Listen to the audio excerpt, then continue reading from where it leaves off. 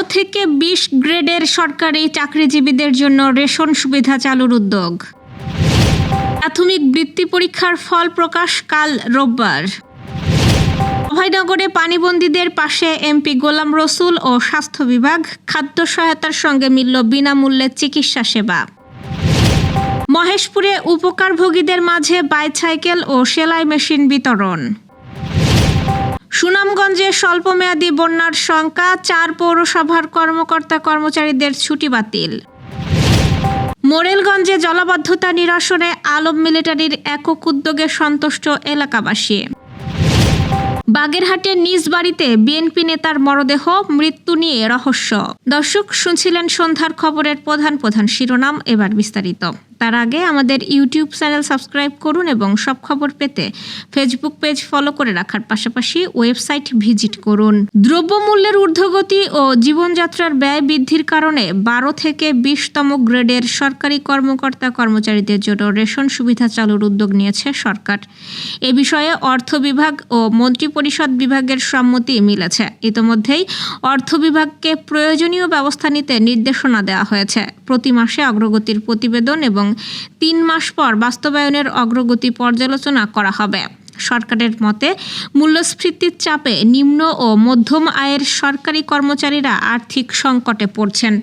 Ration সুবিধা চালু হলে তাদের জীবনযাত্রার চাপ কমবে এবং কর্মদক্ষতাও বাড়বে।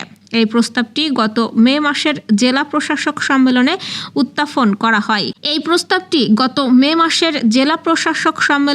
উত্থাপন করা হয়। বর্তমানে এটি বাস্তবায়নের প্রক্রিয়ায় রয়েছে। বিশেষজ্ঞরা বলছেন, সঠিক পরিকল্পনা ও স্বচ্ছ ব্যবস্থাপনার মাধ্যমে বাস্তবায়ন করা গেলে এটি সরকারি কর্মচারীদের জন্য বড় ধরনের স্বস্তি বয়ে আনবে। তবে প্রকৃত উপকারভোগীদের কাছে সুবিধা পৌঁছানো নিশ্চিত করাও সমান গুরুত্বপূর্ণ। বর্তমানে সেনাবাহিনী, পুলিশ, বিজিবি, আনসার, কারা, ফায়ার সার্ভিস, এনএসআই, এসএসএফ, দুদক ও মাদকদ্রব্য নিয়ন্ত্রণ অধিদপ্তর সহ 10টি প্রতিষ্ঠানের সদস্যরা সরকারি রেশন সুবিধা পান। নতুন উদ্যোগ বাস্তবায়ন হলে প্রথমবারের মতো 12 থেকে 20 গ্রেডের সাধারণ সরকারি কর্মকর্তা কর্মচারীরাও এই সুবিধার আওতায় আসবেন। প্রাথমিক বৃত্তি পরীক্ষার ফল প্রকাশ করা হবে আগামীকাল রোববার। এই উপলক্ষে এদিন দুপুর 12টায় আন্তর্জাতিক মাতৃভাষা ইনস্টিটিউটে সংবাদ সম্মেলনের আয়োজন করা হয়েছে। এতে উপস্থিত থাকবেন শিক্ষামন্ত্রী আ.ন.ম এহসানুল হক মিলন। আজ শিক্ষা মন্ত্রণালয়ের এক সংবাদ বিজ্ঞপ্তিতে এই তথ্য জানানো হয়। 3 বছর বন্ধ থাকার পর অন্তর্বর্তী সরকার 2025 সালে আবার বৃত্তি পরীক্ষা চালুর সিদ্ধান্ত নেয়। সেই সিদ্ধান্ত অনুযায়ী 5ম শ্রেণীর শিক্ষার্থীদের বৃত্তি পরীক্ষা গত 14 এপ্রিল শুরু হয়ে 18 এপ্রিল শেষ হয়। এর আগে 2008 সাল পর্যন্ত প্রাথমিকে 5ম শ্রেণীর শিক্ষার্থীদের বৃত্তি পরীক্ষা নেওয়া হতো। পরের বছর তা বন্ধ করে প্রাথমিক শিক্ষা সমাপনী পরীক্ষা চালু করা হয়। পরে 2022 সালের ডিসেম্বরে ফের পরীক্ষামূলকভাবে প্রাথমিকে বৃত্তি পরীক্ষা নেওয়া শুরু হয়। এবার প্রাথমিকের বৃত্তির জন্য মোট 82,500 শিক্ষার্থী নির্বাচিত হবে। পরীক্ষার নীতিমালা অনুযায়ী ট্যালেন্ট পুল ও সাধারণ এই 2 ক্যাটাগরিতে বৃত্তি পাবে শিক্ষার্থীরা। ট্যালেন্ট পুলে বা মেধা বৃত্তি পাবে 33,000 শিক্ষার্থী আর সাধারণ বৃত্তি পাবে 49,500 শিক্ষার্থী। ট্যালেন্ট পুলে বৃত্তিপ্রাপ্তরা এককালীন 225 টাকা এবং মাসিক 300 টাকা পাবে। সাধারণ বৃত্তিপ্রাপ্তরা এককালীন 225 টাকা এবং মাসিক 225 টাকা পাবে। যশোরের অভয়নগর উপজেলার প্রেমবাগ ইউনিয়নের পানিবন্দী মানুষের পাশে দাঁড়িয়েছে জনপ্রতিনিধি ও স্বাস্থ্য বিভাগ। আজ প্রেমবাগের বুড়োর দোকান, চেঙ্গুটিয়া ও চাপাতলা এলাকায় জাতীয় সংসদ সদস্য গোলাম রসুল 150টি পানিবন্দী অসহায় পরিবারের মধ্যে চাল, ডাল, আলু, পেঁয়াজ, রসুন, চিড়া-মুড়ি, বিস্কিট, চিনি ও অন্যান্য শুকনো খাদ্য সামগ্রী বিতরণ করেন। তিনি দলীয় নেতাকর্মীদের নিয়ে বাড়ি বাড়ি গিয়ে এসব সহায়তা পৌঁছে দেন। একই দিনে উপজেলা স্বাস্থ্য কমপ্লেক্সের উদ্যোগে বুড়োর দোকান এলাকায় মেডিকেল ক্যাম্পের আয়োজন করা হয়। সেখানে পানিবন্দী 2 শতাধিক মানুষকে বিনামূল্যে চিকিৎসা সেবা ও প্রয়োজনীয় ওষুধ দেওয়া হয়। দীর্ঘদিন পানিবন্দী থাকায় চর্মরোগ সহ বিভিন্ন স্বাস্থ্য সমস্যায় ভুগছেন বলে জানান স্থানীয়রা। স্বাস্থ্য বিভাগের কর্মকর্তারা জানিয়েছেন, দুর্গত মানুষের স্বাস্থ্য ঝুঁকি কমাতে প্রয়োজন অনুযায়ী এ ধরনের চিকিৎসা কার্যক্রম অব্যাহত থাকবে। প্রতিনিধি জাকির হোসেন হৃদয় জানিয়েছেন, স্থানীয়রা আশা প্রকাশ করছেন খাদ্য ও চিকিৎসা সেবার পাশাপাশি দ্রুত জলাবদ্ধতার নিরসনে কার্যকর ব্যবস্থা নেবে যথাযথ কর্তৃপক্ষ।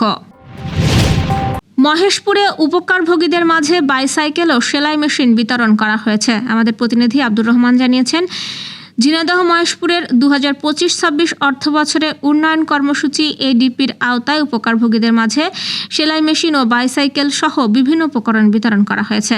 আজ দুপুরে উপজেলা পরিষদ সম্মেলন কক্ষে অসহায় ও অসুস্থ মানুষের মাঝে উপজেলার 12টি ইউনিয়নের 80টি পরিবারের ব্যক্তিদের এইসব উপকরণ বিতরণ করা হয়। উপজেলা নির্বাহী অফিসার সাজ্জাদ হোসেনের সভাপতিত্বে প্রধান অতিথির বক্তব্য রাখেন ঝিনাইদহ 3 আসনের এমপি অধ্যাপক মতিয়ার রহমান। বিশেষ অতিথি ছিলেন উপজেলা জামায়াতের আমির ফারুক আহমেদ, উপজেলা প্রকৌশলী এবং মহেশপুর প্রেস ক্লাব সভাপতি, সাধারণ সম্পাদক সহ বিভিন্ন শিক্ষা প্রতিষ্ঠানের প্রতিনিধিরা।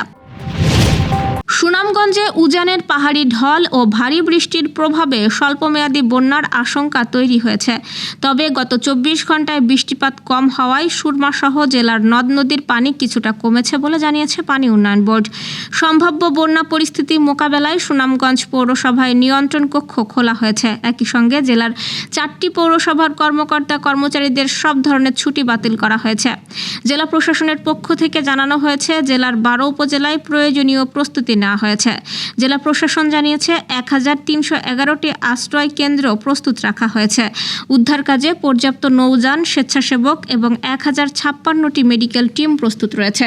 এছাড়াও বিভিন্ন উপজেলায় শুকনো খাবার ও জিআর চাল পাঠানো হয়েছে এবং পর্যাপ্ত ত্রাণ সামগ্রী মজুত রাখা হয়েছে। পানি উন্নয়ন বোর্ডের কর্মকর্তারা বলছেন, আপাতত পানি কিছুটা কমলেও আগামী কয়েকদিন ভারী বৃষ্টিপাত হলে নদ নদীর পানি আবারও বৃদ্ধি পেতে পারে। সেক্ষেত্রে জেলার নিম্নাঞ্চলে স্বল্পমেয়াদী বন্যা দেখা দেওয়ার আশঙ্কা রয়েছে। তাই স্থানীয় বাসিন্দাদের সতর্ক থাকার পাশাপাশি প্রশাসনের নির্দেশনা মেনে চলার আহ্বান জানানো হয়েছে বলে জানিয়েছেন আমাদের প্রতিনিধি মুশফিকুর রহমান স্বপন। বাগেরহাটের মোরেলগঞ্জ পৌর শহরের সোনালী ব্যাংক সড়কের দীর্ঘদিনের জলাবদ্ধতা দূর করতে নিজ অর্থায়নে শ্রমিক নিয়ে কাজ শুরু করেছেন 5 নম্বর ওয়ার্ড কাউন্সিলর হতে আগ্রহী প্রার্থী ও বিএনপি নেতা আলম মিলিটারি। শ্রমিকদের সঙ্গে তিনি আজ স্বেচ্ছাশ্রমে পাইপলাইন স্থাপনের কাজে অংশ নেন। এ সময় 5 নম্বর ওয়ার্ড বিএনপির সভাপতি এইচ.এম. আজমাল হোসেন সহ স্থানীয়রা উপস্থিত ছিলেন। আলম মিলিটারি বলেন, সরকারি বরাদ্দের অপেক্ষায় না থেকে জনদুর্ভোগ লাঘবে সচেতন নাগরিকদের এগিয়ে আসা উচিত। দীর্ঘ 15-20 বছর ধরে এই সড়কে জলাবদ্ধতার কারণে শিক্ষার্থী ও সাধারণ মানুষ ভোগান্তিতে পড়ছেন। অবসরপ্রাপ্ত সেনা সদস্য আরও জানান, তিনি বিভিন্ন সামাজিক ও সাংস্কৃতিক সংগঠনের সঙ্গে যুক্ত থেকে জনকল্যাণমূলক কাজ করে যাচ্ছেন। বাগেরহাট সদর উপজেলার 60 গম্বুজ ইউনিয়নের রণবিজয়পুর গ্রামের নিজ বাড়ি থেকে সদর উপজেলা বিএনপির সদস্য ও ঠিকাদার চাকলাদার আবুল কালামের মরদেহ উদ্ধার করেছে পুলিশ। আজ দুপুরে মরদেহটি উদ্ধার করে ময়নাতদন্তের জন্য বাগেরহাট জেলা হাসপাতাল মর্গে পাঠানো হয়েছে। পারিবারিক কলহের কারণে তিনি দীর্ঘদিন ধরে একাই বাড়িতে বসবাস করতেন। সকালে খাবার দিতে গিয়ে স্বজনরা তাকে ঘরের খাটে গলায় কাপড় পেঁচানো অবস্থায় দেখতে পান এবং পুলিশে খবর দেন। স্থানীয় বিএনপি নেতাদের দাবি, ঘটনাটি রহস্যজনক এবং সুষ্ঠু তদন্তের মাধ্যমে মৃত্যুর প্রকৃত কারণ উদ্ঘাটন করতে হবে। পুলিশ জানিয়েছে, এটি হত্যা নাকি আত্মহত্যা তা ময়নাতদন্তের প্রতিবেদন পাওয়ার পর নিশ্চিত হওয়া যাবে। দর্শক, এই ছিল সন্ধ্যার আয়োজন। রাতের খবর দেখার আমন্ত্রণ রইল। এতক্ষণ সাথে থাকার জন্য ধন্যবাদ।